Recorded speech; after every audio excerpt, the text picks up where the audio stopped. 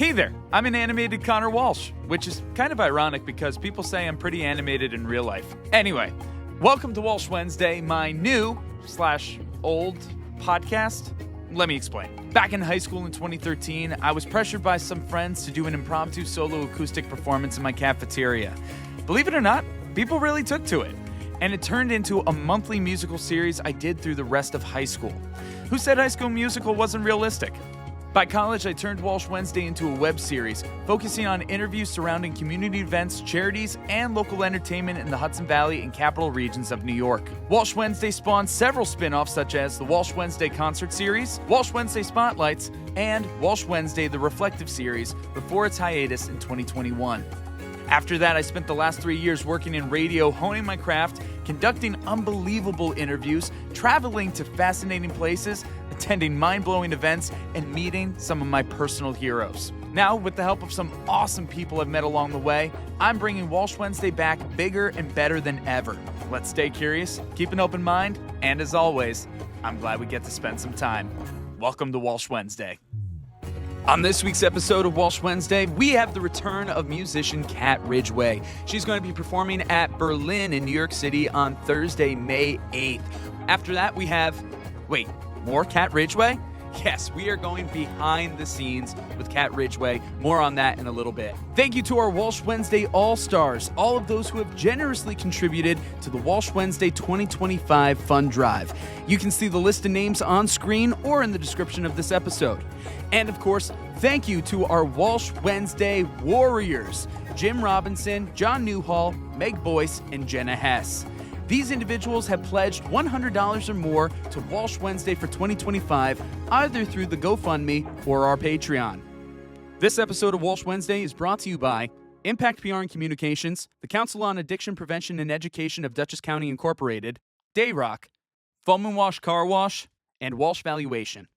Hey there, and welcome to Walsh Wednesday. As always, I'm Connor Walsh, and I am so excited to have our guest here returning. The last time that we spoke to her a couple of months ago, she said that she would inform us the next time that she's in New York. She has kept her promise. She's going to be playing at Berlin in New York City. That is a club. She is not going over to Germany or anything. That is a club. She's going to be playing at Berlin in New York City on May 8th. She released her album Sprinter on March 28th. If you haven't checked it out yet, what the heck are you doing? I've listened to it several times now, and just so many great things.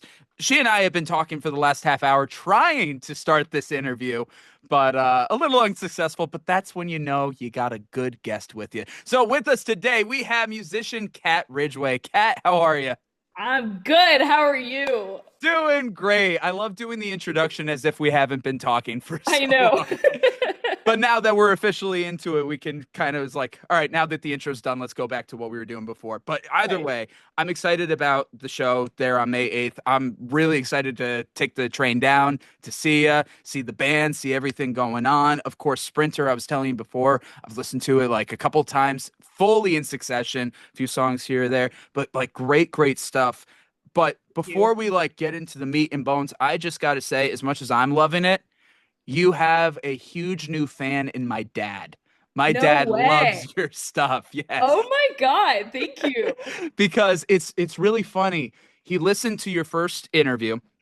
Yeah. And he's like, you know what? I'm really curious. So he found your YouTube channel, but then dad does this crazy thing of finding stuff like so out of pocket that are of multiple artists. So he's found you like radio shows or people with just cell phone footage of a show of yours or whatever. And he's just finding all these things, and he's finding all these rabbit holes. And I'm like, how are you doing this, Dad? Like, but like, I got to say, the stuff that I'm hearing, like I'm in the kitchen and he's working at his office. The stuff sounded great. He's gone on a whole binge of your stuff. So Terry Walsh, awesome. #1 fan of Cat Ridgeway. Thank you so much. That's so cool. Yeah, no, he's been eating all of it up. Absolutely. That's awesome.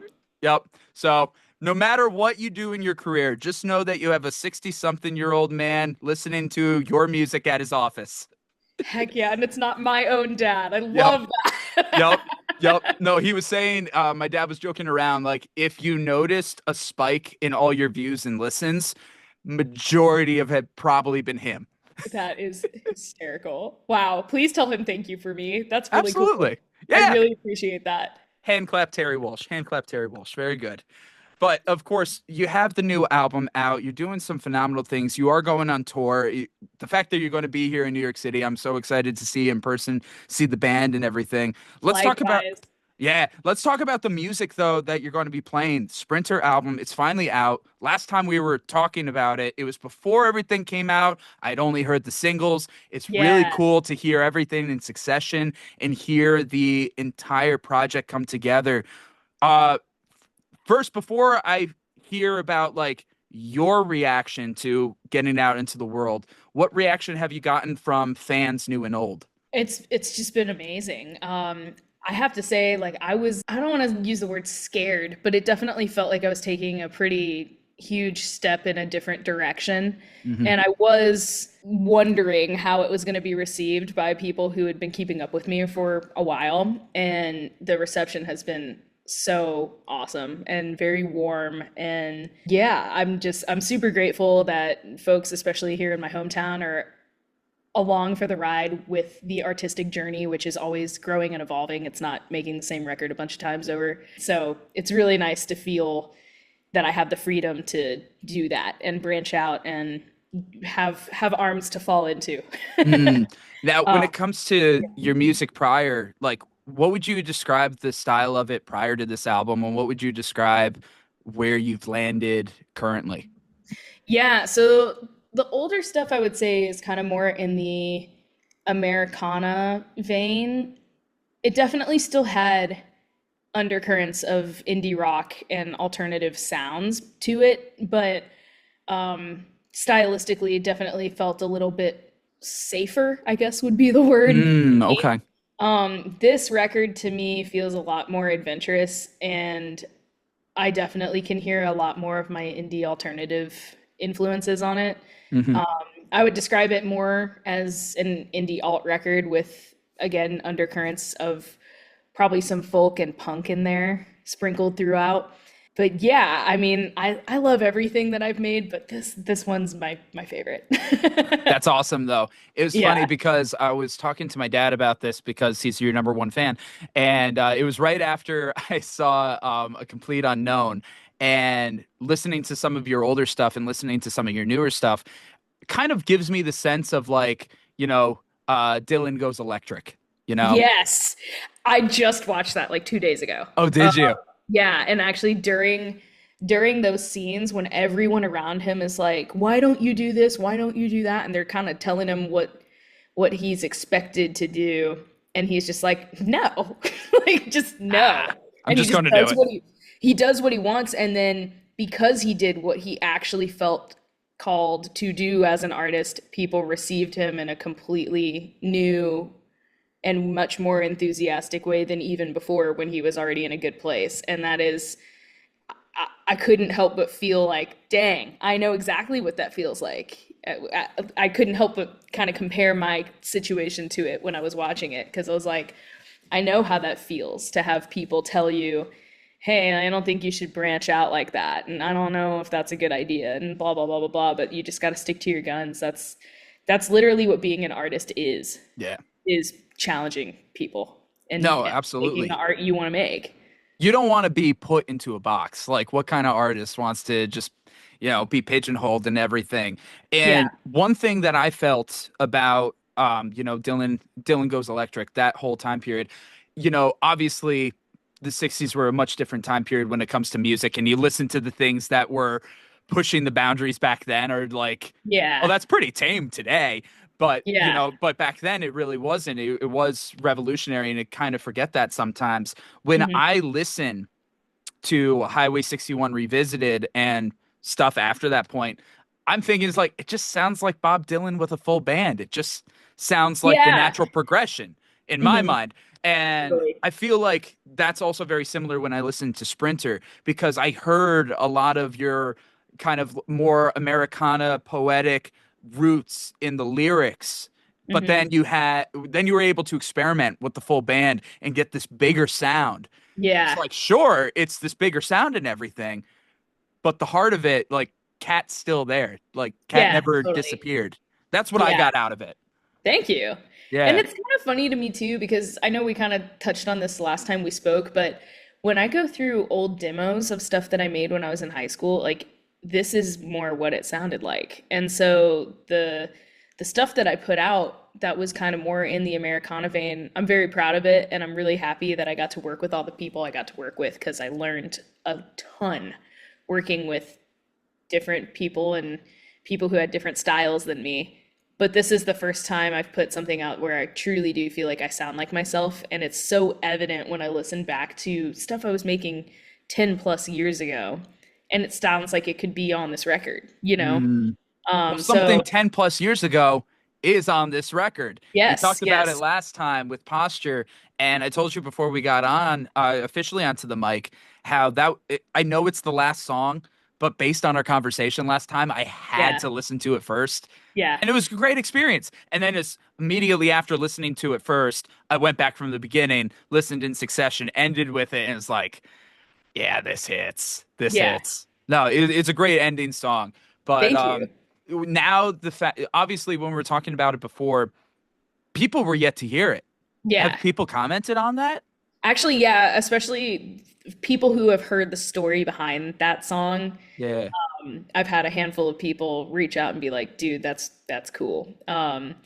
And I even have a friend who's dealt with like respiratory issues for the last couple of years, and she was just like, "The fact that you cough at the end of that is like the most."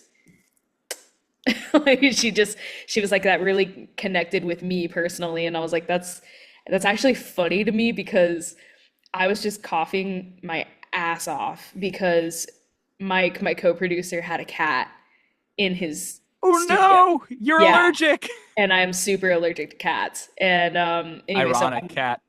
I know. And like so that's why I was coughing, but then when we got to the editing process, Mike was like, there's something about you coughing in this that I actually really like because it sounds like you're fragile or something's bothering you like on a physical sense, like on a physical level. And I was like, that's very interesting. He's like, it's oddly poetic and I want to keep it. And I was like, all right, cool. And like I kept thinking about there's an interview with Jack Antonoff after he worked with Lana Del Rey, and he said, as a producer, getting the music to sound right is only half the job. The other half is capturing the whole essence of the person who's in the booth. And so he kept snippets of Lana talking and stuff in between takes.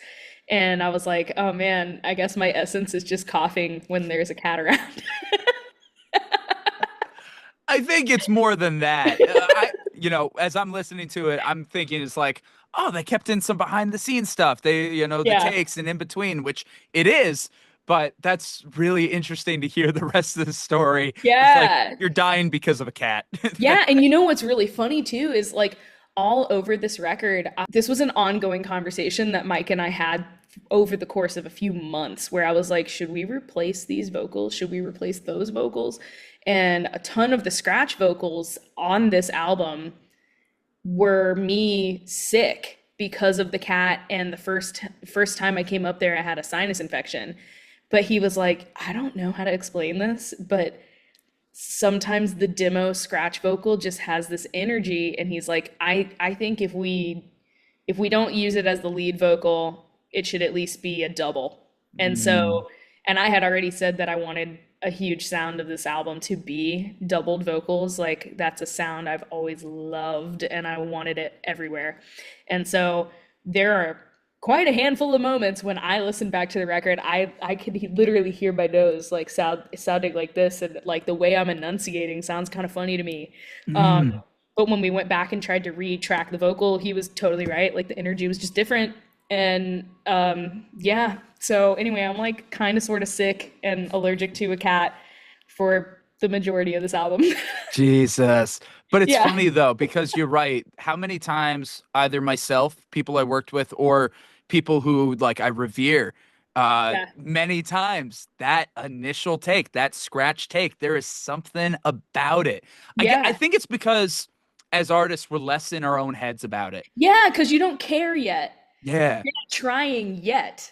You know you're gonna try later. So why Yeah. try now? But then when you start trying, it's like, oh, this is like, where's the rawness? Where's the Yeah, and essence? it Where's gets the too fun? sterile. Yep. Yeah, and it's just not the same.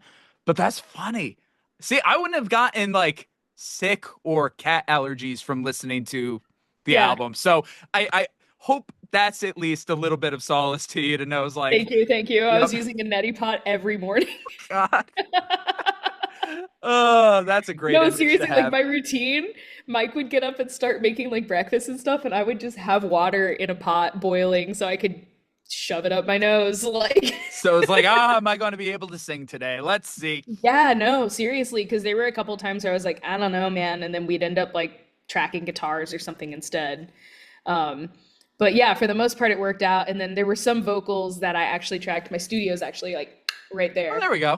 So when I would come back home between the trips to Asheville, there were a handful of vocals that I did have to do here because I was like, there's no way I'm going to be able to get this the way I want to do it and like belt with enough power while I'm dealing with the cat and stuff. So, and I love his cat too, honestly. Oh, Like I really love that cat. It's like the only yeah. cat I've ever been like, I would own that cat. If you wouldn't die from owning it, yeah. Yeah. What a Yeah. shame. It's hilarious though, because Cursive, which is probably the biggest song vocally on the whole record, That I was impressive. I loved like just thank the you. wall of sound on that. Oh, I love how big it is. Yeah. Dude, I like all I wanted was for it to sound like a freaking tsunami. And it was so awesome when we got into the mixing process with that song. Dan Malad, the drummer from Lucius, he's the one that Mm. did the mixing on this record.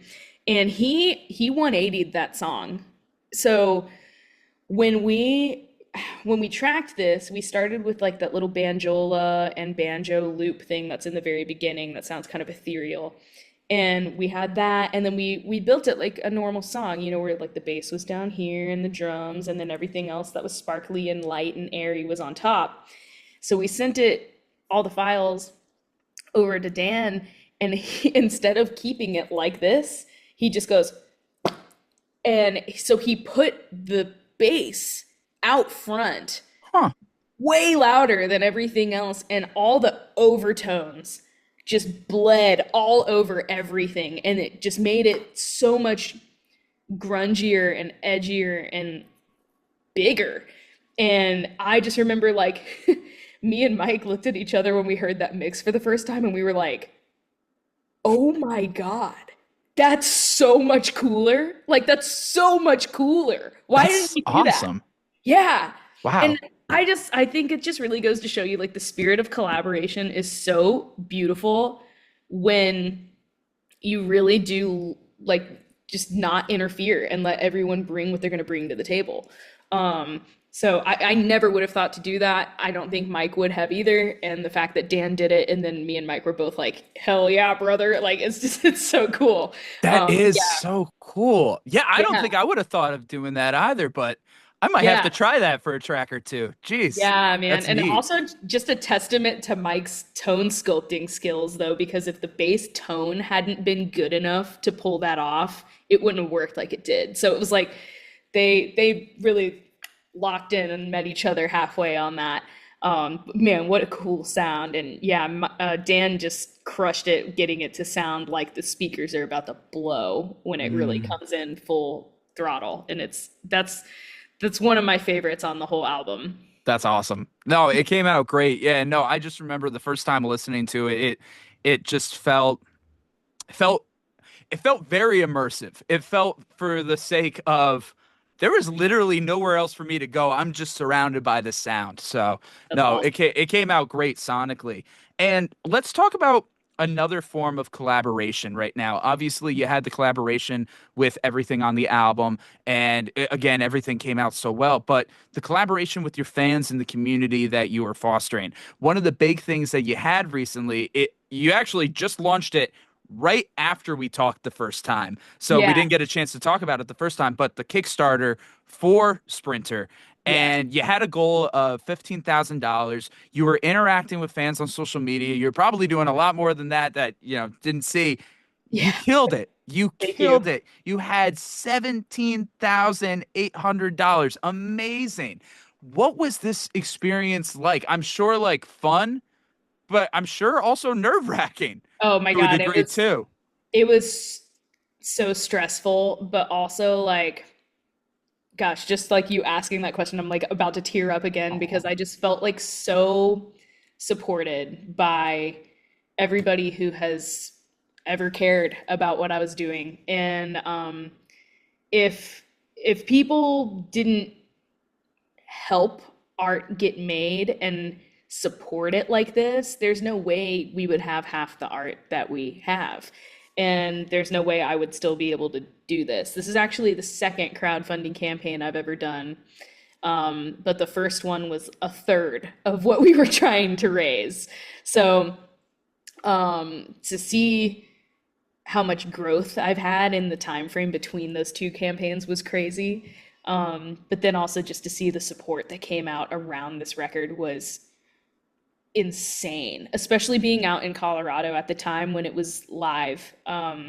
To not be home and see so many names that I recognized and then a ton that I didn't recognize. Like it's equally as cool. Like it's awesome to see people that you know and love support something. It feels very like warm and fuzzy, but then it's like so sick to see a bunch of new people come into your sphere as well through a project that means a lot to you. So yeah, it was a lot of work, but it really paid off. And I honestly still don't think people realize how much this has helped get this record out into the world. Because of all of this, I've been able to tour more cities. I've been able to get the record out on radio. And actually, the last single, the first single that we pushed to radio, it's called "What If." That one Such a good actually, song. Such a thank good you. song. Yeah. Yeah, that tune actually just hit number one last week on the AAA Surging and Emerging chart, which is a chart that measures how much momentum a song has in the AAA world. And that is, I've never been number one on anything like that before.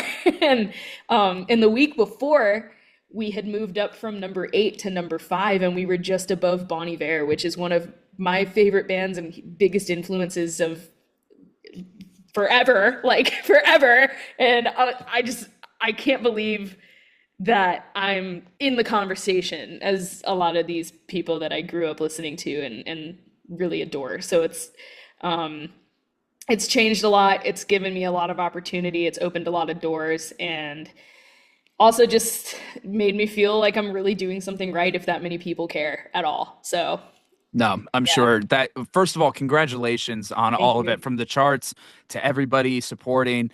I found it super inspirational just seeing the journey happen. And I'm glad that things were able to really work out for you.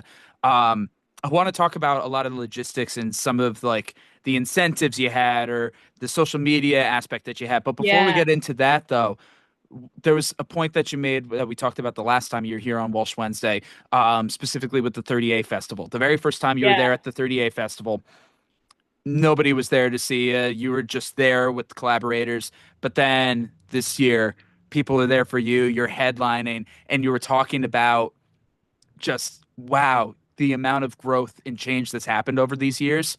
yeah, Let's take that same sentiment and throw it towards this. The first crowdfunding you said was a third of what you were going for yeah. this time. And then you have this. Not only is it 3 times larger, you surpassed it and you've really done incredible work. Do you feel similar to that same sentiment about 30A? Yeah, I mean, it hits in a similar place. This is, well, I don't know. I was gonna say this is a little more tangible just because there's numbers involved and metrics, Mm. and I like numbers. I like being able to dive into stuff like that. But it's also tangible when you see a whole room be full of people versus it not being full of people. You can tell. You can normally tell when it's an empty Yeah. room. Yeah. But yeah, I mean, I do think though, if people are willing to invest in a project with you and in terms of like finances, that like even if it's like $5 or something, that is probably the truest marker of someone who's locked in with you. Yeah. If someone's willing to open up their wallet to help you, that's like they believe in what you're doing. And that is the thing that kept blowing my mind. was the fact that there were over 200 people who contributed to this thing. And that's just the people who were able to right now. I'm sure there are tons of people who just shared it because that maybe was what they were capable of in the time that it was alive. And it all adds up. But I mean, just the fact that that people are invested enough to contribute in that way speaks volumes. Same thing goes for like a ticket though, because like if you buy a ticket, same thing. So I guess it kind of is the same but different. I want to say it's like an apples and oranges situation, but it's like if they tasted more similar. We'll take it. We'll take it. No, but Yeah. that's great though. And you're right. It is a huge marker when it comes to, engaging with an audience who's locked in with you, how things are going to go. But Mhm. this is more than just, hey, I put out this Kickstarter, please donate to it, and you share once, and then it is far from that. I Mhm. saw the work that you put into this from at least a social media You. standpoint. You're updating every day. You're offering incentives. You have a number of things that you're doing to interact with your audience while building this. And I think it's something that a number of artists, a lot of independent artists, growing artists, people that I went to college, music school with, unfortunately, a lot of creatives don't necessarily quite see Mhm. or realize as much of a big deal as it is. You Yeah. can be the greatest at whatever you do, but if you Mhm. don't put the legwork in, you're not going to get anywhere with it. Yeah. You put in the legwork. So, do Thank you you. mind going into the steps that you took to make this Kickstarter a success? Yeah, so I think one thing that a lot of people kind of miss with Kickstarters is that there are a million different records that are trying to be made every single day. So, what is the thing that makes yours different? What's different about you as an artist? What's different about the group of people you're working with? If you can answer those questions, boom, guess what? You have a story. Storytelling is what this is. Whether it's in the song, whether it's in the record, whether it's in an interview, whatever it is, if you have a story, you have something for people to connect with. Because either they're going to see themselves in you or they're going to see something that they can be a part of. So for me, my biggest thing was that, I have all these opportunities right now to work with this team for the first time. And basically, I mean, at least in my mind, I was hoping to have people feel like they were joining that team by being part of this because they were, and they are. So I think the biggest thing I see a lot of people kind of accidentally skip over is having the story instead of just being like, hey, my band and I are putting out this record. It means a lot to us. Thanks. Why? Why do I care about that record? Mm. What, like, are you working with someone cool? Is there an organization that you're working with behind it? Is like, what is it about this record that makes you care? Like, it's cool to care. It's so punk to care. Like, but what do you care about?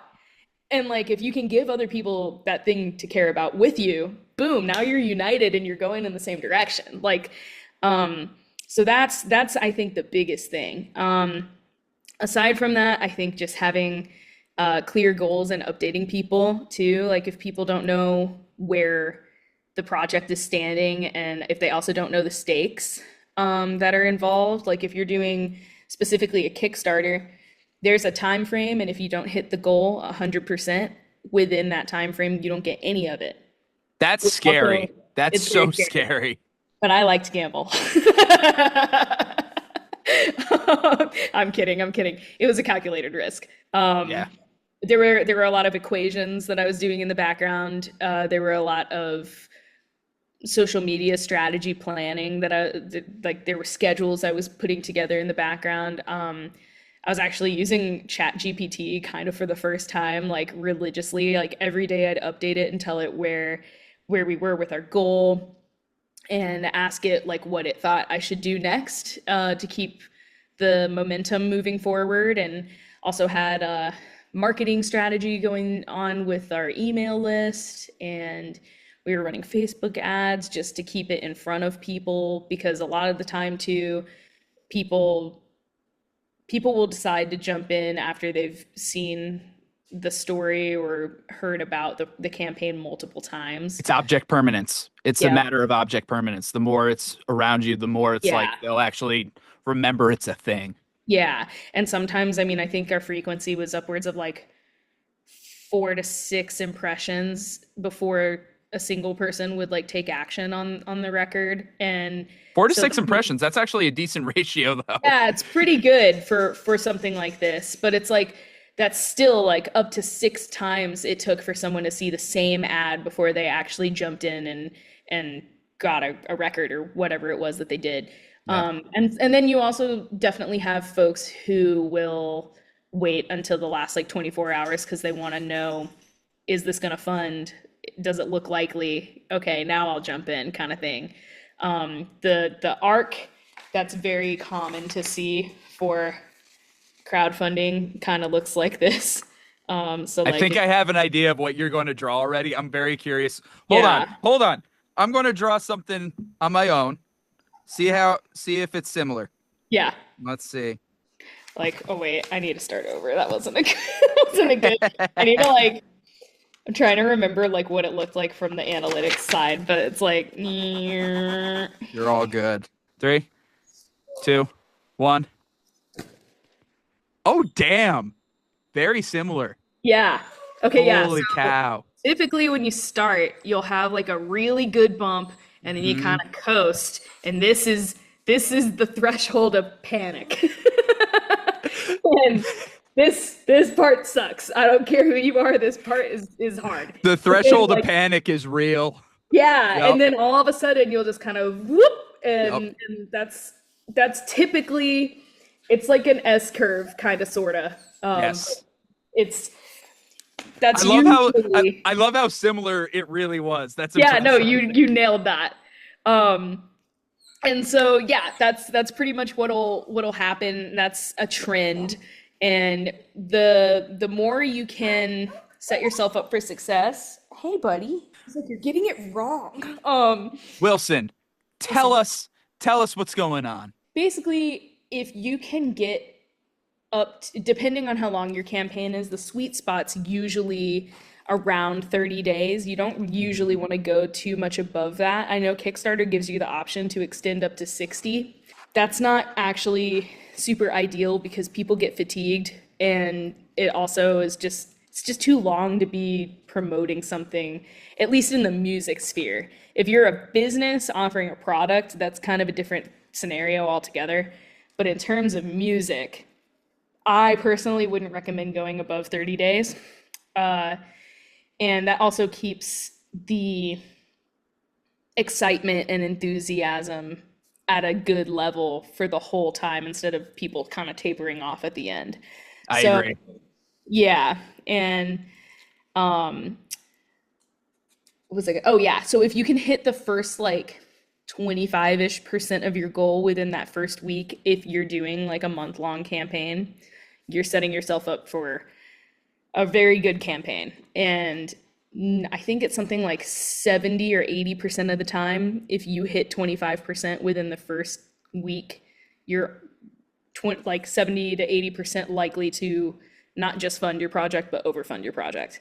That's pretty It's solid. a pretty crazy metric to be able to have that soon into a campaign, but that is Yeah, actually known data, which is really wild.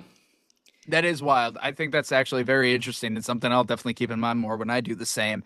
Yeah. Something that I really want to revisit, a reason to care in the story. Something that Mhm. you've seen that a number of musicians or artists or really anybody will skip out on, sometimes on purpose, sometimes inadvertently. One of the things I really want to talk about that is the amount of vulnerability that goes into it, the amount of emotional maturity that goes Yeah. into that, and also sometimes the person is like, huh, why do I care? Like, Yeah. have you ever sat down with yourself and you're trying to figure out why X is different than everything else, and you're like, Yeah. I don't even know the answers. Like, Just because I like it is not a good enough answer. There is an answer, but it's a matter of finding it. Yeah. It can be so tough for a lot of people. So as somebody who's gone out and done it and really shown your story, shown that vulnerability and figured out your why, what would you Mhm. say to other artists who are trying to understand their why? That's a good question. What I would start with is saying, what excites you about what you're doing? If I had you boil down the project that you're working on to three main things that you were pumped about, what are the three first things you're going to tell your best friend about this project over a beer when they ask you what you're working on? Dive into those three things, figure out what ties them together, let that kind of guide you and see if you can direct it somewhere else. Also, just like from a marketing perspective, um, fun fact, my degree is in advertising and public relations. There you go. Yeah. And so one of the things that they teach you, I'm gonna Google this real quick off to the side here just to make sure I remember this correctly. Been But there. like the key marketing motivators, yeah, the four main motivators are pleasure, acceptance, aspiration, and fear. So pleasure, positioning your product as enjoyable to those making consumers feel good. Acceptance is like influencer marketing, making people feel like they're part of a community. Aspiration, highlighting how your project can help achieve goals. I would also say here in the aspiration sector, I think as a musician, if you can also inspire other musicians to aspire to whatever you're trying to do, you've also tapped into this in a different way. Yeah. Um, and then fear, I'm not a big fan of using this one in an artistic or in any case, honestly, but like especially in an artistic one. Fear, it's stressing how your product deals with the dominant fear of your targets. I'm not really keen on that. I think that's a manipulative way to I to use agree. marketing. I Um, agree at first. yeah, Face value, I agree. yeah, But I think there can be still a positive spin on fear. Take the yeah, Kickstarter, for example, how you said it's within a certain amount of time. And if you don't get yes. it within that amount of time, you're not going to get it. That is such a That great could point. be the fear. It Yeah, doesn't have to be instilling fear on other people. It doesn't have to be fear mongering, but yeah. just that fear could also be Stakes. translated to stakes, a call to action within a Yeah, certain time period. So that's a that could great be a point. positive way of looking at fear. Totally. Yeah, I totally agree with that. Um, but yeah, like so from those perspectives though, those four main motivators, going back to that list of three things that you would be excited about with your project, where do those three things fall within that second list of motivators and try to figure out, okay, where's the story between all of this? And I think that's kind of where I would start. For me, I just knew the most exciting thing that I had was that I had just signed this distribution deal with Sony. And I knew the thing about that though was no one knew what that meant unless I spelled it out. So that's kind of what my project was centered around because it was the most exciting thing that I had going on around this record. And it also set the record up for success prior to us even funding it from the jump, because it was like whether or not we get the funding, like this team's here and they're locked and loaded in place. So if you want to help that and join this thing, the door is wide open for you to walk through. And so I think if you can find a sense of community and belonging for people to join into, to kind of rally behind the project and find your story, those are, I think, the things that are going to help set you up for success. I And agree. also having a good understanding of your audience and how to talk to them. Big time. Big time. This is so random, but this reminds me of an old cartoon that I saw. It was a comic strip in a Disney magazine. It was Mickey and Goofy. Yeah. And Mickey is saying to Goofy, it's like, the three things about starting a business are location, location, location. And the next panel is Goofy with a lemonade stand in the middle of a snowstorm. And it's like, I guess also timing and audience makes a big difference too. That's awesome. And I remember that very, Picturing like a lemonade stand in Vale now. oh gosh. Yeah. Yeah. Oh my God. Yeah, no, it was like that. But again, it's a matter of like knowing where and knowing who you're surrounded by. It Mhm. makes a big difference. But no, Yeah. that's Oh, huge, Cat. timing is huge too Timing. because we had talked about launching this thing back in like November of last year. Oh And wow. it's like, well, now we're up against the holiday season. That's a terrible time to fundraise for anything. Like, there's also Anything research non-holiday on related. this. Yeah, and it's Yeah. like, okay, well, let's get out of the holiday season and make sure we're fully out of the holiday season before we do this. So that's why we ended up kind of like going gearing everything toward the springtime, but then it just happened to line up with the album release once we got all of the dates set as a team, and it was like, oh, well, this actually could kind of be part of the album rollout.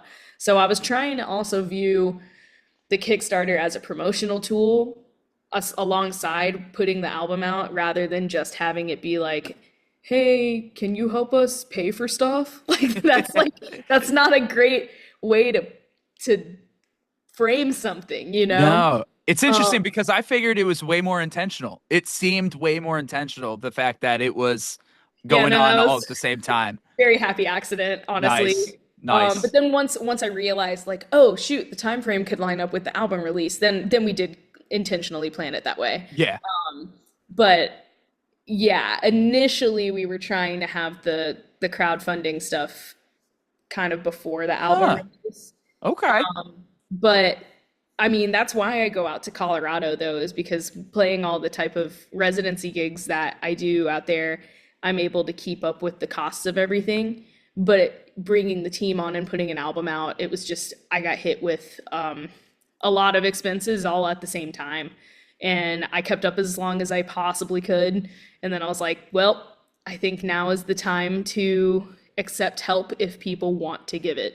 Yeah. And the thing about it is like there's this kind of misconception I think a lot of musicians and creatives have where they feel like putting a crowdfunding campaign feels like a charity case or like it feels like almost admitting defeat, like that they couldn't keep up with something. And it's like, no, actually, at least in my Mm. particular circumstance, this was a victory because now I have things and opportunities that I need help to achieve because we've gotten to the point where they're necessary to have. Like we've grown to this place where now there is a booking agent and there is a label team and there is a marketing team and there are all these people involved and it's like if nothing exciting was happening, these other people wouldn't be here, you know? Yeah.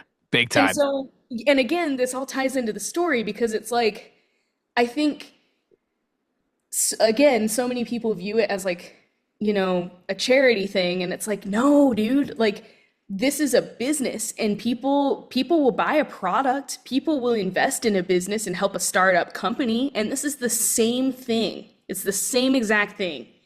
Um and yeah, anyway, that's my 2 cents on that because I even had to battle that a little bit like just planning it here, like talking with some of my family and stuff. They're like, "Are you sure you want to do that? Are you sure you want like with the PR of it?" And it's like, "No, this is an opportunity for people to be a part of the record Yes. Yes. from the foundation, Not just like, "Oh, I'll buy it when it's out." Cool. It's like, no, that now they're part of the process and they're way more invested in it now than they probably would have been if I just put it out, Yeah. you know? Like to give somebody that feeling of being an investor, that like makes them feel important.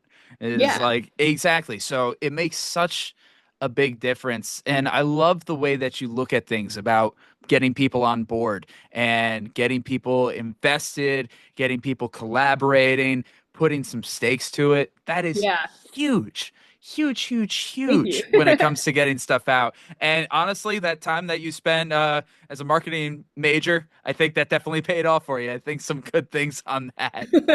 Thank you. I've had a lot of help. I've had a lot of I'm help sure. though. Yeah. And I think that's the last thing that I want to bring up before we completely wrap this up.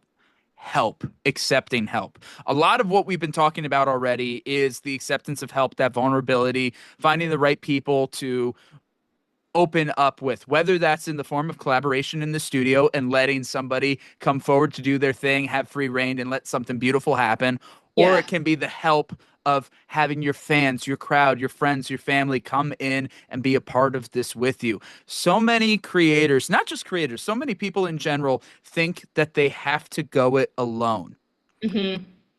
or it can only get done like what's the phrase? Is like if you want it done right, do it yourself. There's Right. that phrase, but Yeah. that can really be hurtful. So Yeah. what would you say as an opposition to that phrase? If you want something done right, do it yourself. What's your opposition to that?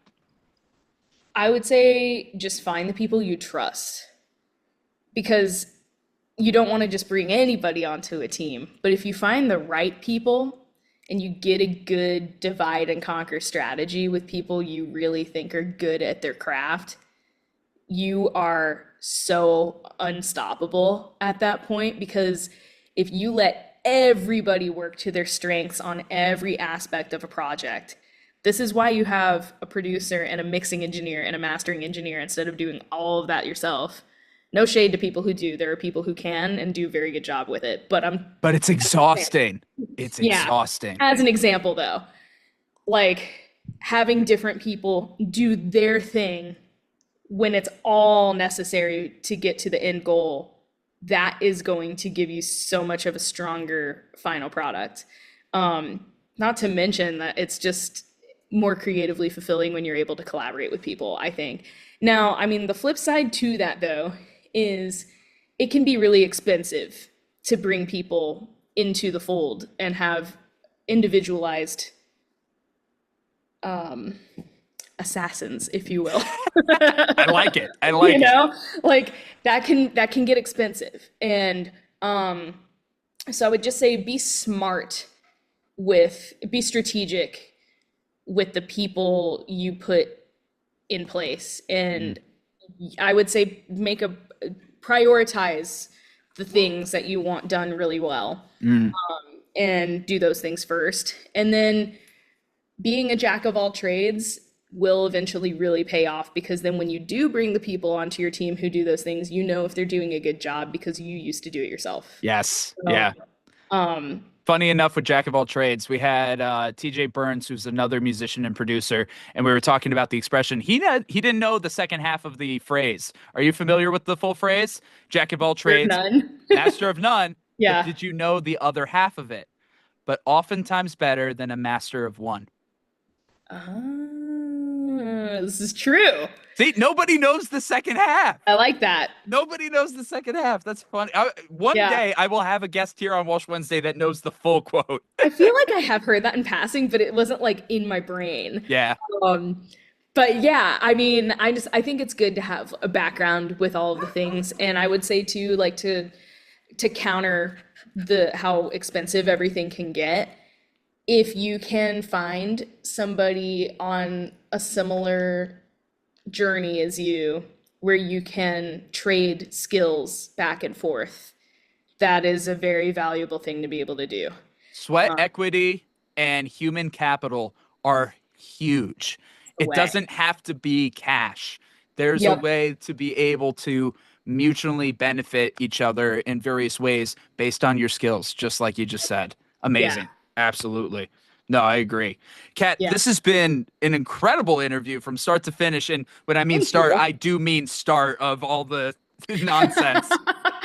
I love it. I'm going to figure out a way to incorporate everything from this entire time. I swear to you. But we do got to wrap up though. Again, make sure that you check out Cat Ridgeway. She's playing at Berlin in New York City. That's going to be on, I believe it's a Thursday. It's May 8th. I know it's definitely May 8th. I should have Yes. checked that ahead of time. Thursday, May 8th, Berlin. They're in New York City. So very close to me. So I'm taking the train down. So you know I'll be there. So if you recognize me, say hi. But check her out.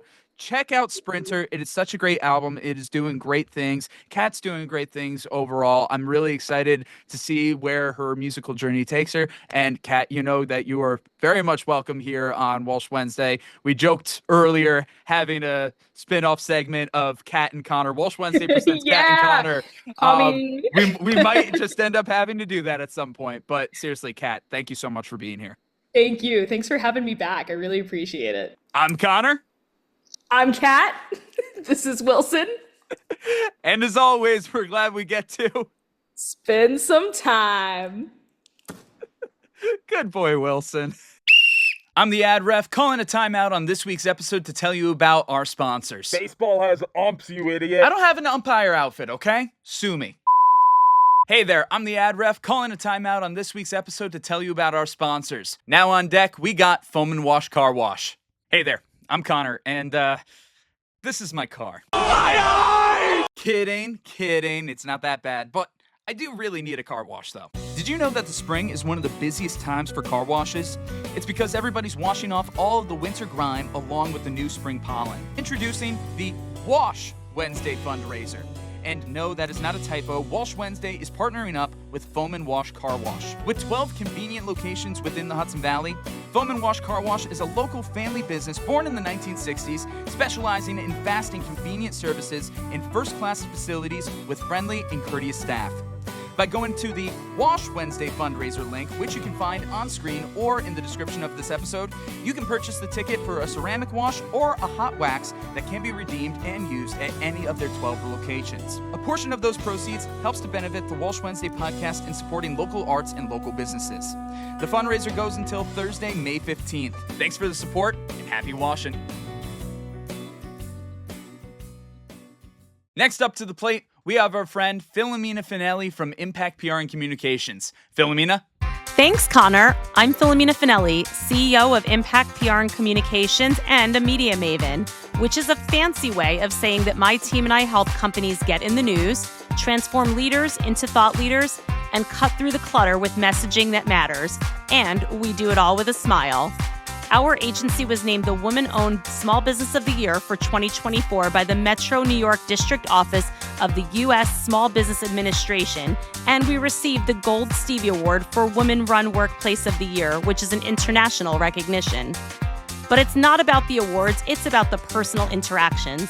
We at Impact PR and Communications pride ourselves on crafting meaningful, results-driven public relations campaigns that are tailored to meet and exceed our clients' goals.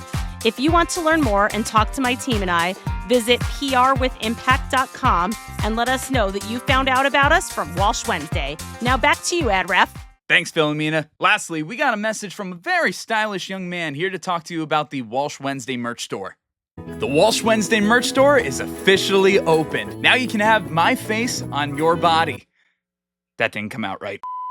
When you visit the Walsh Wednesday merch store, you can select from hats, t-shirts, hoodies, stickers, and more. By purchasing some Walsh Wednesday merchandise, you're not only supporting this program, but you're also supporting the local arts and organizations that are featured. Just visit cmjwentertainment.com/shop-merch and use promo code REVIVAL for 20% off. All links are in the description. I decided to work with Teespring for my merch store because, well, I was already buying from them. They have comfortable and durable products, and their printing is clear and reliable. One of my favorite hoodies is from my friend's Teespring collection, Offbeat Threads. To learn how to start your own online collection, visit teespring.com. And of course, I hope you get to spend some time at the Walsh Wednesday merch store. Thanks, guys. That's enough out of me. Play ball. Hey there. Welcome back. So when we record Walsh Wednesday, most of the times we just sit down and get right into the interview, which is great. But other times, we capture some really fun, animated, energetic, hilarious bits before and after the official interview. When that happens, I like to post those behind-the-scenes clips on the Walsh Wednesday Patreon. For as low as $5 a month, you can be supporting the Walsh Wednesday Patreon and having access to some extra candid comedic content. Since my latest interview with Cat Ridgeway included so much extra content, I wanted to show it to you here.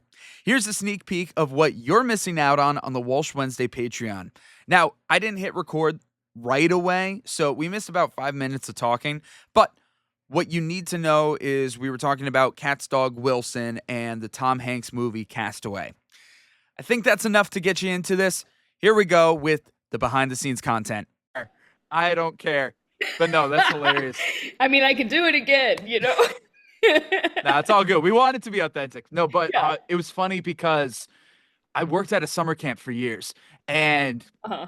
we had multiple different camps, and I just remember chilling in the cafe, which was upstairs, overlooking the fields that we had. We had an indoor turf, and it was volleyball camp that week. They That's had a cool. whole bunch of, it was a great setup. Had a whole bunch of volleyballs, of course, and then right in the corner, just one volleyball had the perfect handprint on it, and I'm like, oh my god! Wilson! I try showing the kids, and they're like, "What? Huh? What is this?" And it's like, Yeah. y'all too young. Yeah. Y'all too young. You Like, didn't get it. You had to be there. hell, I would. God, when did that movie come out? I might have only been like 2 or 3 when that movie I don't originally know. I was came just out. like, it was one of the movies that would be on a random channel Oh my late at God, night in the dead AMC of late summer. at night, right? Yeah, in the dead of summer, you're just like up till 1 a.m. with your sibling because what else is there to do? Yep. And Tom Hanks is on. 2000. So I was 3. I was 2000. 3 when the movie came out. Let's But go. no, but yeah, no, I've saw it so many times on reruns, just seeing it on TV. I feel like A&E, AMC, Yeah, places like that had it all the time. that's so funny. Yeah. Wilson. I love that for your dog. I God, love me that. too. Yeah, no, every time we're saying his name, he's over here like, what? It's like, what did I do? Mama, what did I do? Hold on, I'll show you him one more time because he's Yay. excited. I love doggos. I love this guy. Hi, Wilson. Hi, thank Oh, the you. kisses. He gives me all the kisses. How old's he? He just turned 2. Oh, still a little puppy. Yeah, he's a little guy. Such a Aw. little baby. Hey, thank you. Thank you. Oh. So I'm curious, what's it like though? Like going out on the road and traveling, but having a dog, like who Oh, takes I care of him? miss him so much. Yeah. I really want to get him trained where I can take him on the road with us, but we haven't Yeah. quite gotten there yet. I haven't been home long enough to get him trained to take him out. But when I'm out in Colorado doing the residency stuff, because I'm back in Florida now. Okay. Now there's palm trees. There you go. Um, There you go. yeah. So now that I'm back in Florida, we've been kind of catching up, making up for some lost time, but he stays here year round with my parents because my dad works from home. Oh, convenient. Yeah. And so it's like, it's kind of, it would be selfish if I took him to Colorado with me because my work days are super long and he would be alone Yeah. in an apartment or something, you know, and the That's tough. alternative is he has my dad here to hang out with all day. Yeah. Yeah, it just, you know. So we haven't gotten there yet, but it is that's the That's the goal. long ball Yeah. plan. No. Makes sense. No, sounds good. Yeah. Because I've never had a pet, but I desperately would love a pet. You But should. but the thing is, like my schedule, I am so all over the place. I I feel am you. very if I am home, it's in front of the camera or running around like crazy. So Yeah.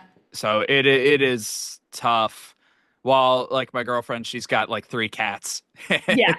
And I know one day I'm going to be, an adoptive pet cat dad. Yeah. I told her no more than 2 at a time, please. Because even though as much as I do love pets, Yeah. it's like I know you want to adopt every single cat in the world, but Oh, come on, that's me. let's have a cap, please. Like Yeah, no, I want like 12 dogs. 12 dogs. I'm so serious. Like the dream, I think, currently is to have enough land to have like 12 dogs Yeah. and just vibe and have a little studio with all the dogs running around in the background. Like that That'd be would sick. That'd be chef's sick. yeah. So, my girlfriend said, if she gets enough money one day, she's going to buy a separate house just for cats and just have them there. That's what she wants to do one day. But, what you were saying, have you ever watched How I Met Your Mother at all? You know, I actually have not. Okay. So the only reason why I bring it up in the early seasons, Robin Scherbatsky had like 8 to 10 dogs in her apartment. Like she just like tons of dogs. Correct. Yes. Yes. I think the only As reason should. I think the only reason why they stopped that plot point was because one of the other leads actually was allergic to dogs, so they Oh couldn't have him around all the no. dogs. See, I'm super allergic to cats, so I'm Oh, just like, I love really? that for your girlfriend. Yeah, I know. And LOL, yeah, my name's Cat with a C. I know, I That's know. ironic. Never thought about it. Oh, that's Yeah. sad. No, I know. I love all animals, but I have to say, if I had to choose if I were going to be allergic to cats or dogs, I'm glad I am less allergic to dogs. That's fair. That's Yeah. fair. Yeah, no, I love both. There's a reason to love both. There's pros and cons, whether you're more of a cat person or a dog person. I'm not going to be, trying to pick sides or anything. But my roommate in college, he's also allergic to cats. Oh, yeah. And we had a New Year's Eve party one time at another friend's house, and they had four cats at the time, I Yeah. think. Uh-huh. So there was one room where like they always try to be good to make sure that nobody like that none of the cats ever go down there to make sure Right, right. it's all good. But That's the room I stay in. there you go. Yeah, When I'm no, exactly. at friends' places, yeah. Yeah, so that's where we hung out, and that's where my roommate was. That's where he slept all night. Even still, my dude's eyes were as red as a Oh, stoplight. oh yeah. Like, Oh yeah. yeah. No, that's how I am too. And there was one time, oh my God, like on our very first tour, very first stop on the tour, there's this adorable lady who I love, and she's like, "Oh, you're coming up into our neck of the woods, like come stay with us, no problem." I'm like, "Oh, awesome, we got four people in the band." She's like, "No problem, no problem. We got places for everybody to sleep." We get there, I had no idea. She had like five cats. And Oh, I had to sleep on top of the covers with an N95 on. And I wow. woke up, yeah, oh, it was so bad. And the next morning, my eyes were like totally bloodshot. I had lost part of my voice, and I just looked like I was sick. And Oh, the icing on the cake was we were stopping through a radio station and we had to perform live on air at like no. 7 a.m.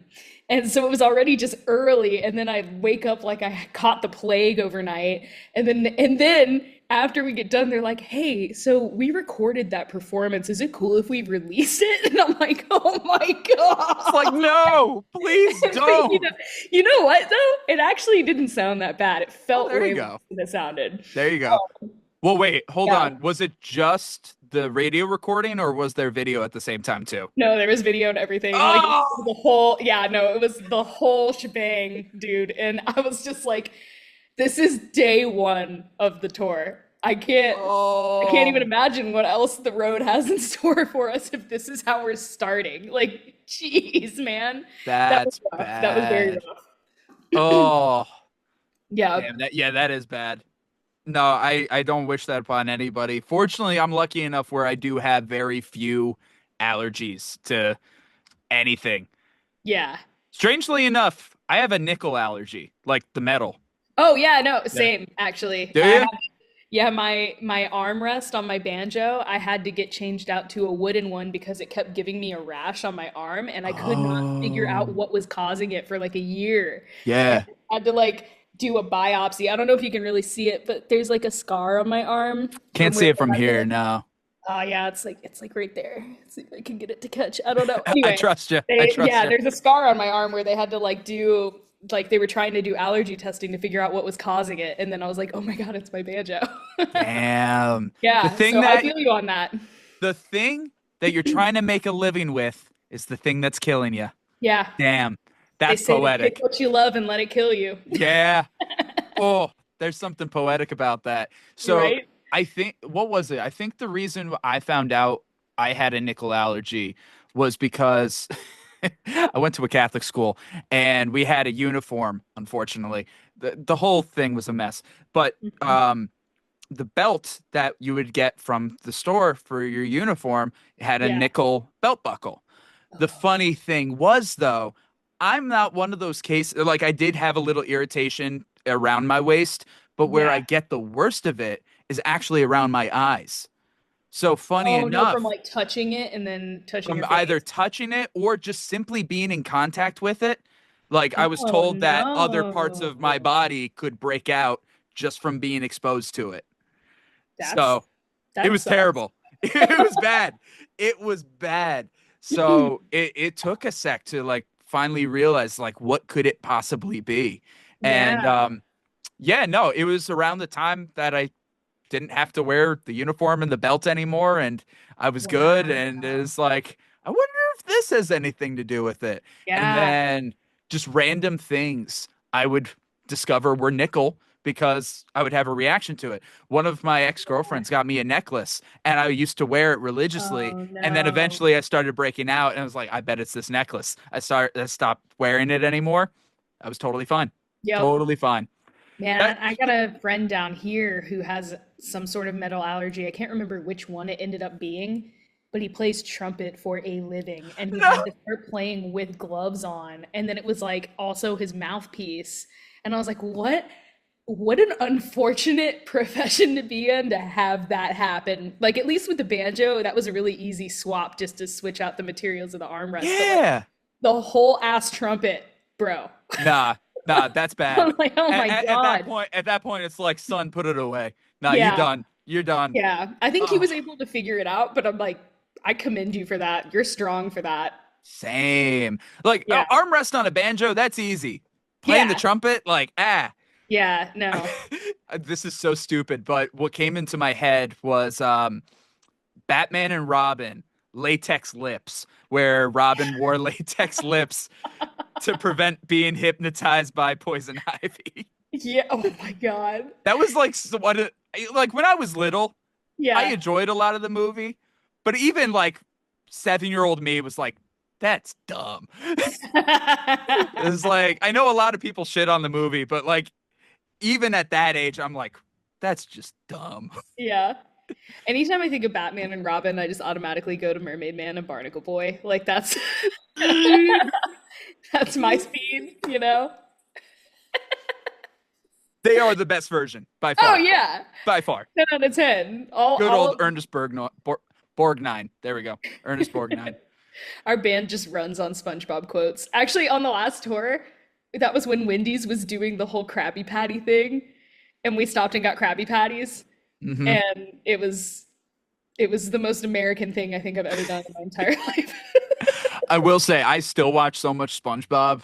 My girlfriend and I, like, if we just need something in the background, Yeah, that's what we put on. best show ever It's made. it's so good. Also, I don't know like how you feel about more recent episodes, especially since, Steve Hillenburg and everything.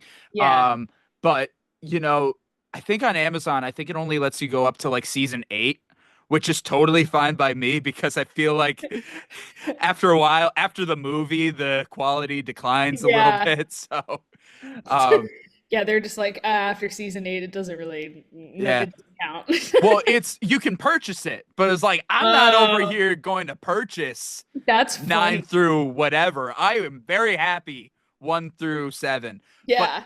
okay, that Krabby Patty meal, I'm sorry, that was pathetic. At least in our area. I I'm not I even gonna lie to you.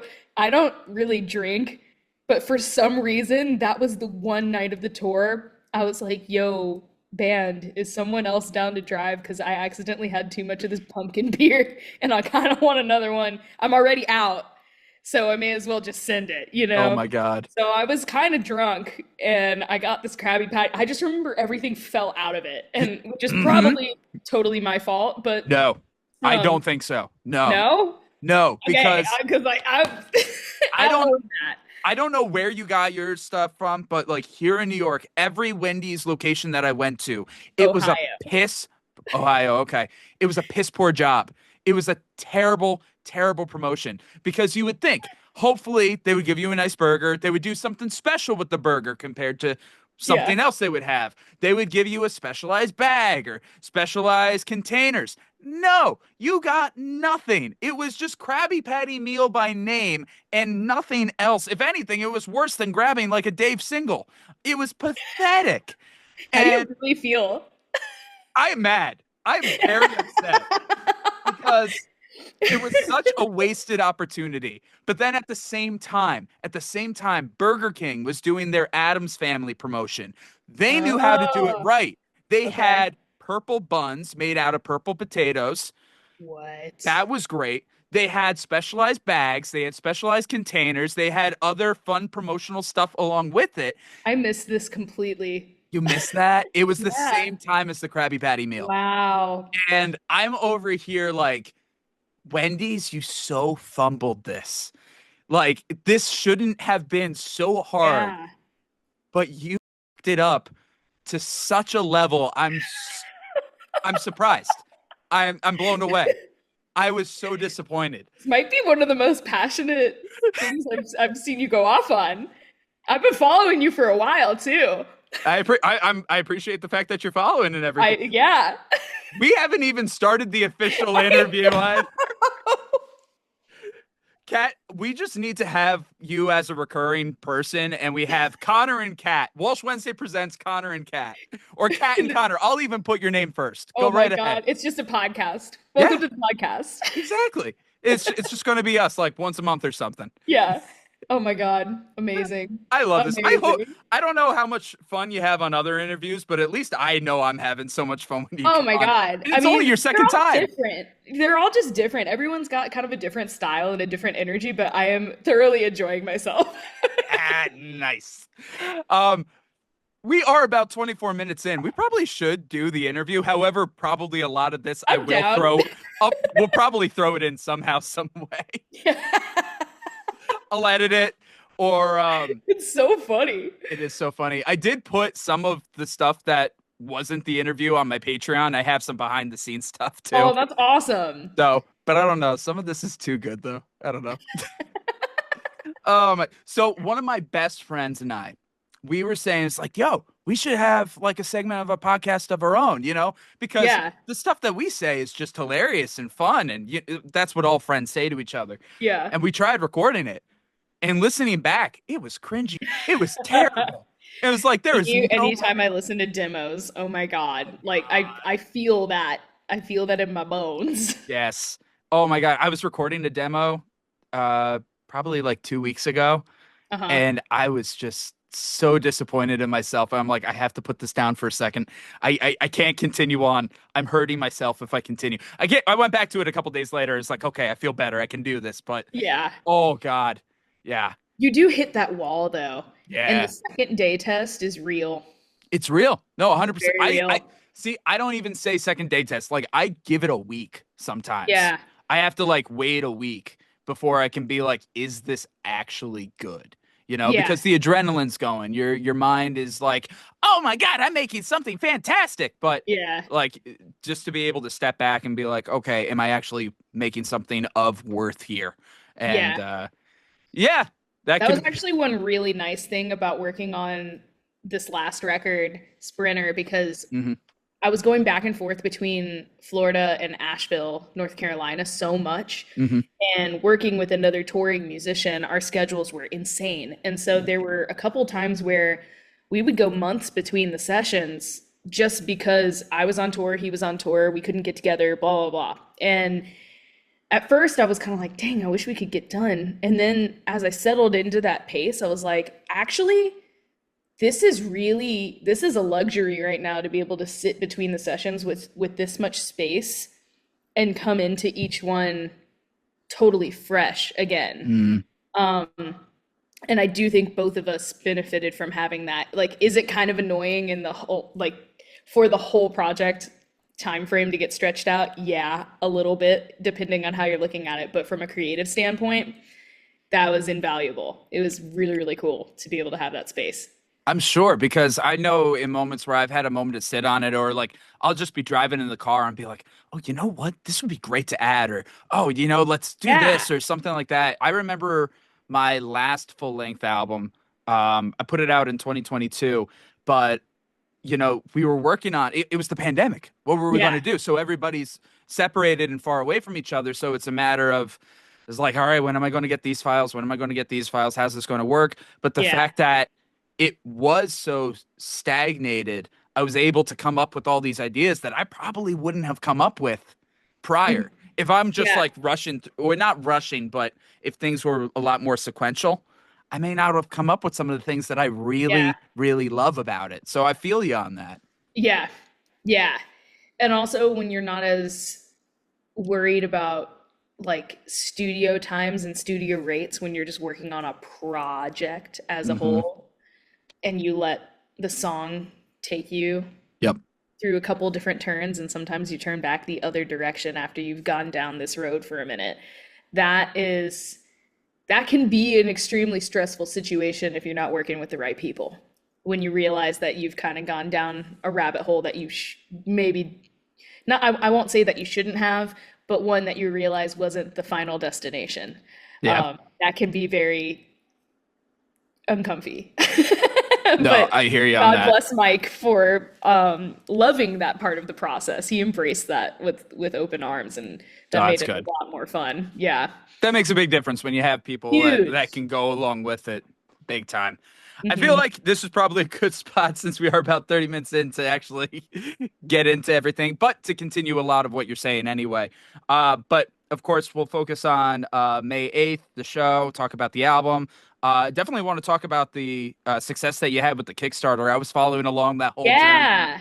So that was fun, just as a fan being like, oh, this is cool. I loving all the updates, loving everything. And Thank you. yeah, from there, I don't know if there's anything else in particular. That's all Julie gave me, and that's all I was thinking of. How you? Anything else I should keep in mind, or? Trying to think if anything else. I mean, we have like a handful of other show dates that have kind of cropped up Mhm. in we're working on a lot of stuff right now, but I don't think probably anything that's worth promoting yet because it's not Okay. like done. Yeah, no worries. Yeah. Understandable. All right, so let's officially get into this. But this is, I know. Yep. Walsh Wednesday, take one. Here we go. Here we go. Make it official. Ah. Hey there, and welcome. God damn it, Cat. Sorry. It would have been too easy. It would have been too easy. Oh God. All right, here we go. Whew, whew, there we go. Is that from High School Musical? I'm glad you picked up on it. Nobody does. I'm so glad that you picked up on it. Theater Yeah. kid. Yep. Yeah. Whoo, whoo, brr. Yeah, exactly. Ryan and Sharpay. Oh my God. That's fantastic. Another blast Facts from never the past change. there. No. There we go. All right. Hey there, and welcome back to Walsh Wednesday. God damn it, even that's too funny. I'm sorry. I was just trying to keep myself. I know. All right. Okay. Oh my God. No, I'm We kidding. both had the same idea. Oh my God. All right, and cut. This is just all right. See you. All right, we're everybody. done. No. Thanks, Julie. Yep. Oh God. She'll be so upset with us. It'd be like I feel like she would just be like, Kat, listen. she'll be also like with me. It's like, Connor, come on. I've sent you how many people? It's like, what is this? What are you doing here? It's like, Like, come on. it's probably Kat's fault, right? Nah, Okay. no, it is not your fault. It was like it's just when you get the right vibes, the right energy going. You know. I'm having a lot of fun. All right, Me here we too. go. All right. One episode later.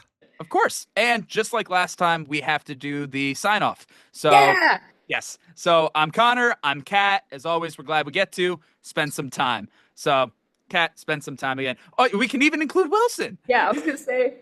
Yep. There we go. You can say Kat and Wilson when it's time. There you go. Okay, cool. Here we go. Just give it a pause. Actually, wait, no. Hold on. Don't give it a pause. I'm going to give it gallery. There we go. Now, because sometimes there's a lag. It gets weird. Okay, here we go. Come on, Wilson. Show your face, buddy. Show your face. There we go. I'm Connor. I'm Kat. This is Wilson. And as always, we're glad we get to. Spend some time. Good boy, Wilson. That was actually perfect. Good boy, Wilson. He's so good. You are a trained actor. You know exactly what you're doing. He's like, It's like, what did I do? he's just slumped right now. It's like, I don't want to be. I just slump. Yeah, for real. Oh my gosh. He's definitely been acting like he wants something, and I'm like, I'm trying to keep him quiet. Hey, he was pretty good. He was a good boy. He was pretty good. There were a couple boy. times you might hear some weird stuff in the background. Sorry about that. It's not bad. Trust me, I've had worse. I remember doing like radio interviews where like something is howling or doing something in the background. Hell, even like having like kids in the background. It was just like, ugh, very loud. Yeah. Very, very loud. Nothing against kids, nothing against pets, but like sometimes it's like, you in a echo chamber or something? Like, what's going on? No kidding. Well, he can get loud. Let's get loud. Let's get loud. I'm glad he was good. No, but that was good. Let's see. When am I know I'm going to get this in before the show. I'm just trying to remember which date I have this locked in for. Ooh, that's a Julie question. I think no, that's a me question when I have to get this in. Oh, true. Okay. I was going to say no. Probably. Yeah, I think I have it in the 30th. It's not loading right now. Hold on. I would imagine I have it down for the 30th. Because I would hate to do it just the day before, because that doesn't give you enough time for promotion. Gotcha. Yeah, I'm going to, 30th. So we'll have it out for the 30th. So it gives you a little bit more than a week. I'll be posting like Reels, TikToks, etc., just like last time. So yeah, I mean, you do a great job with that, by the way. I know I messaged you about that, but you crushed that. Thank you. If I didn't do that, I would not have the response that I do have. Yeah. And it's a lot of work. It is absolutely a lot of work. I've tried using some of those AI programs to kind of chop it up for me, but then every time that I would look into it, I would have to fix a lot of the mistakes or things just that preferences, where it's like, at this point, I just need to edit myself. And then I did have one of those posting softwares where it just links all of your social media and you just post and it'll schedule out for you. The one that I was using kept crashing all the time. So it's like, what's the point of me paying for this if it's not even going to work and I'm just going to have to go back to all the other ones anyway? So I would say I spend the most time on the social media management than anything else by far. Me too, honestly. That's the stuff that kills me time-wise. It does. Yeah. People don't realize how time-consuming that really is. Big time. Yeah. I know the 3 platforms I've heard of were Hootsuite, Meltwater, and Later. I don't know any of those. Yeah, check those out. I think Meltwater is the nicest one that's like more current. So what is that for exactly? So those are like, you can upload stuff and schedule posting to happen. Oh, okay. Gotcha. And they'll post natively to each platform, which is really nice. Yeah, that's like what I used to have. I used Unum. That was the name of it. Okay. UNUM. And it was one of those things, like, it was amazing when it worked. Yeah. But the problem was it just crashed way too often. Yeah. Hootsuite, Meltwater, and Later. Those are the 3 I've heard of / used. Okay. I might look into them. Yeah. Yeah. I think they're like subscription based. You might have to pay for them. I don't know. I have not checked into this in a long time. So I had to pay for Unum. So yeah. Yeah. No, it was like one of those things like, all right, if I can pay for this, but it frees up my time to help me make more money, then sure. Yeah. But in the end, it was costing me more than it was saving me. So that's annoying. That's why, just like what you were saying about like bringing on the right people, also making sure that you invest in the right tools as well. Because it's one thing if you get a tool that you think's going to work, but it ends up costing you more than it's saving you. It's like, then that's not the tool to have. Totally. Yeah. Yeah. I feel your pain on that. Yeah. Kat, I've kept you for like an hour and a half. Like, no worries. Thank you so much for your time. Unfortunately, I have to run, but like, I feel ya. Thank you so much again. Thank you for being here and just being such a great guest. Like, I know this is only the second time, but still, like, each time has been so fun. So Thank you you. so much. I really appreciate it. That was a great conversation. And Yeah. again, I really appreciate you having me. But I won't hold course. you. I will catch you on the next one, and I'll see you in just a couple weeks. Yeah, a couple weeks. I'm excited. Unless like Heck some yeah. freak of nature thing happens, I am definitely planning on coming down. So, Heck yeah. See you then. all right, Kat. See you later. Bye. Bye. And that's a wrap on this week's episode. Much love to our sponsors this week, Impact PR and Communications, the Council on Addiction Prevention and Education of Dutchess County, Foam and Wash Car Wash, Walsh Valuation, and Dayrock. Thank you to our Walsh Wednesday All-Stars, all of those who have generously contributed to the Walsh Wednesday 2025 Fund Drive. You can see the list of names on screen or in the description of this episode. And of course, thank you to our Walsh Wednesday Warriors, Jim Robinson, John Newhall, Meg BOYCE, and Jenna HESS. These individuals have pledged $100 or more to Walsh Wednesday for 2025, either through the GoFundMe or our Patreon. You can support this channel by becoming a Patreon member with memberships as low as $5 a month. With that, you can get behind-the-scenes content, your name featured in the credits of each episode, and access to the Spend Some Time chat. You can find that and more by scanning the QR code on your screen or by going to the links in the description. As always, I'm Connor Walsh, and I'm glad we get to spend some time.